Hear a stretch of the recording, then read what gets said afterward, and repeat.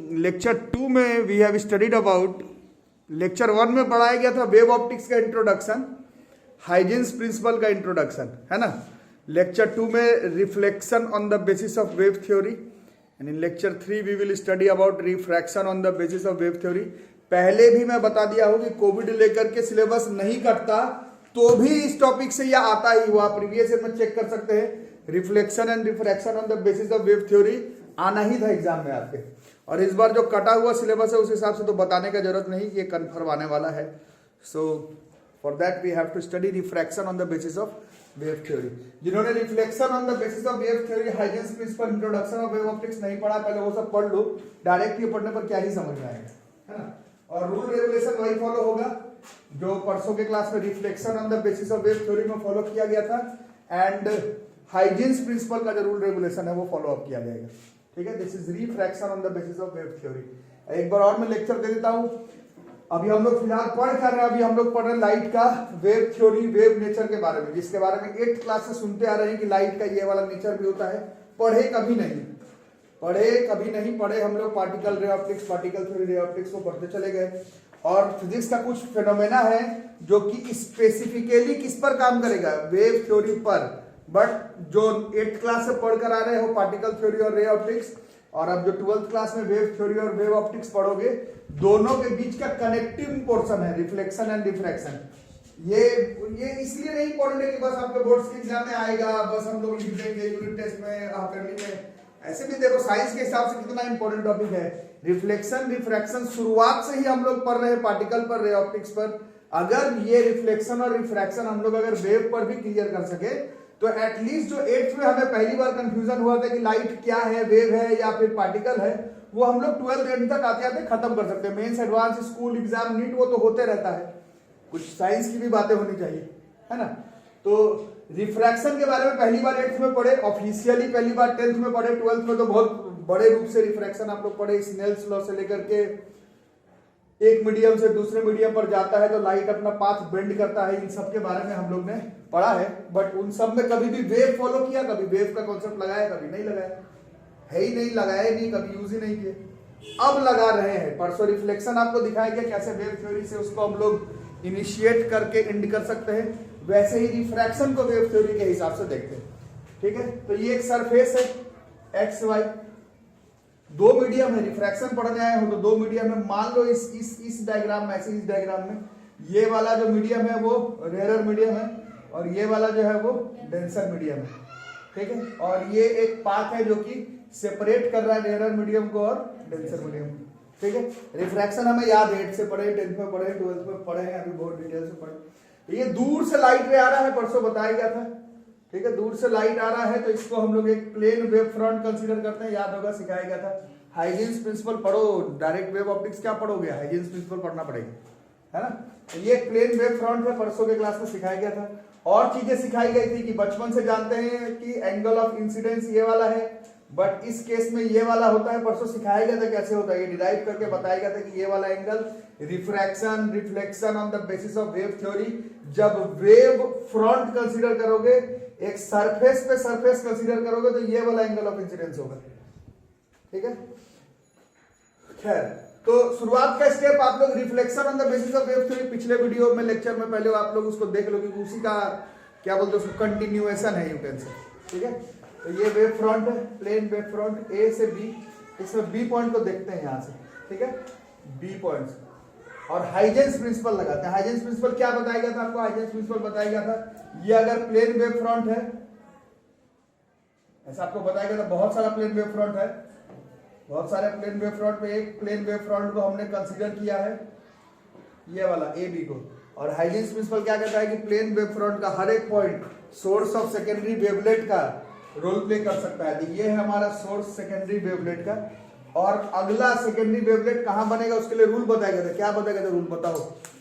हाँ, बी पर रखेंगे कंपास, और सी डेल्टा टी का एक चाप लेंगे, और सबसे पहले हम लोग मान रहे हैं कि ए डैश पर कहां पर कटा होगा, तो कुछ एक डेफिनेट टाइम पर सी डेल्टा टी, ये वाला लेंथ जो है B A dash will be C delta T, this B A dash will be C delta T, जब ये यहां पर आकर के कट किया यहां पर। क्लियर कट बात, ठीक है।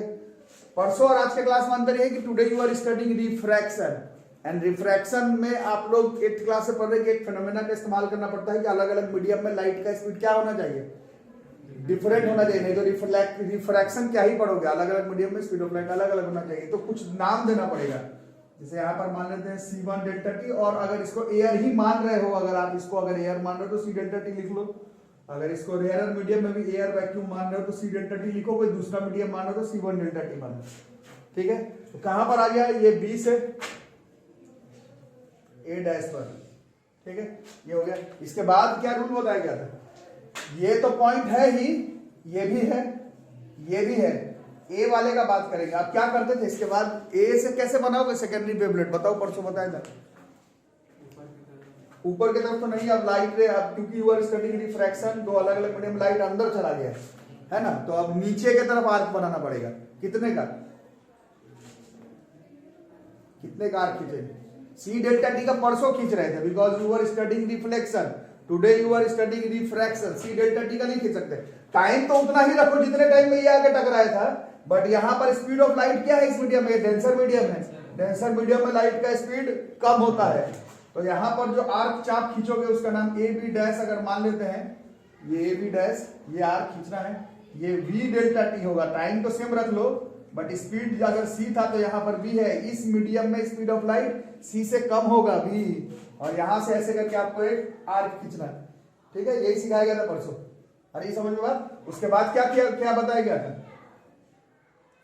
अरे हाइएस्ट में सब बताओ, इसके बाद क्या करो, हाँ, उस आर्क पर एक टेंजेंट बनाना है और उसको इन्वेलॉप करते हुए चले जाना चाहिए, यही हो जाएगा हमारा क्या, this will be our secondary wave front. तो प्राइमरी वेव फ्रंट तो ये था, बट सेकेंडरी वेव फ्रंट ये हो गया, ये ऐसा सीधा था, ये टेढ़ा हो गया, ये टेढ़ा क्यों हो गया, क्योंकि ये AB डैश का वैल्यू जो है वो BA डैश के बराबर नहीं हुआ, और यही तो पढ़ते हो रिफ्रैक्शन में कि लाइट जब एक मीडियम से दूसरे मीडियम पर आए तो उसका पाथ जो है वो बेंड कर जाता था, यहाँ पर आपको पाथ बेंडिंग दिख रहा है, जो आप रिफ्लेक्शन में पढ़े हैं छोटे क्लास से, वो मतलब पार्टिकल थ्योरी से, वो तुम वेव ऑप्टिक्स वेव थ्योरी में लगा दोगे तो वही कॉन्सेप्ट नजर आएगा।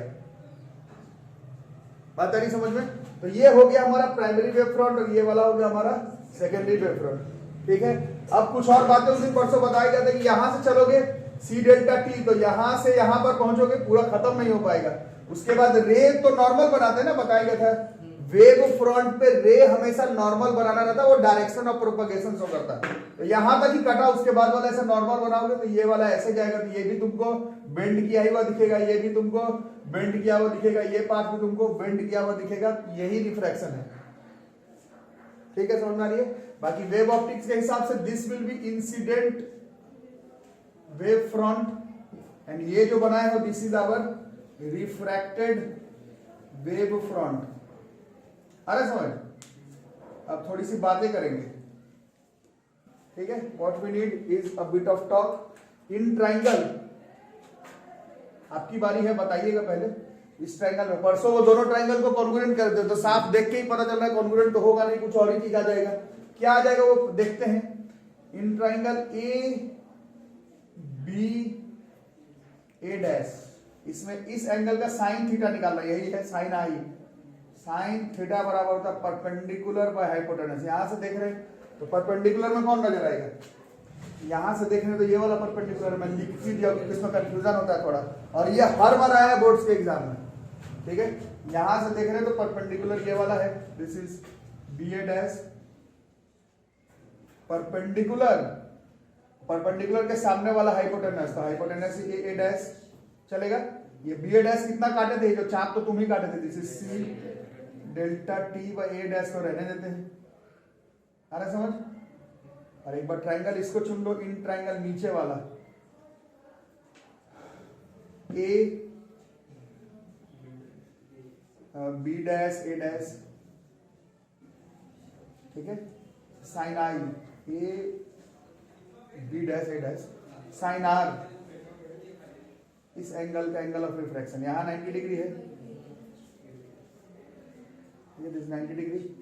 अब परपेंडिकुलर में कौन है, यहां से देखेंगे तो परपेंडिकुलर में, यहां से देखें परपेंडिकुलर नहीं, A डैश B डैश होगा, ये एंगल है, अरे ये 90 डिग्री, 90 डिग्री यहाँ, ये है ये एंगल देख रहे हो, यहाँ 90 डिग्री देख रहे हो, यहाँ से देख रहे हो, यहाँ से देख रहे हो, तो परपेंडिकुलर तो ये वाला हुआ ना, बी डैश।